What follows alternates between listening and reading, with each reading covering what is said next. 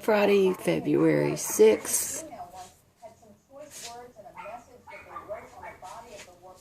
about 3:18 p.m.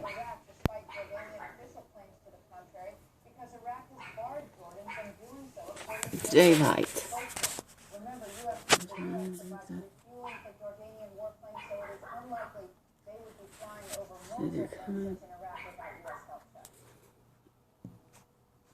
Claim the coalition may not have enough search and rescue assets.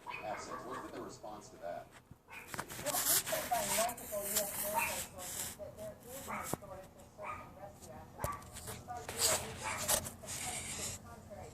In fact, all U.S. officials who I've spoken to about the downed Jordanian pilot tell me he was grabbed by ISIS fighters within minutes, and that they don't have search and rescue assets in Raqqa at the time. They could not have gotten to it fast enough. The Pentagon has moved more search and rescue assets to northern Iraq this week in response to UAE complaints. The State Department today rebutted any notion that the Jordanian pilot was on the ground for 30 minutes before being attacked. As soon as the plane went down, an intensive airborne search was immediately initiated.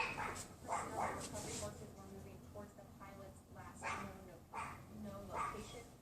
For obvious reasons, we don't discuss specific response timelines for personnel recovery, but that was one major factor in this case.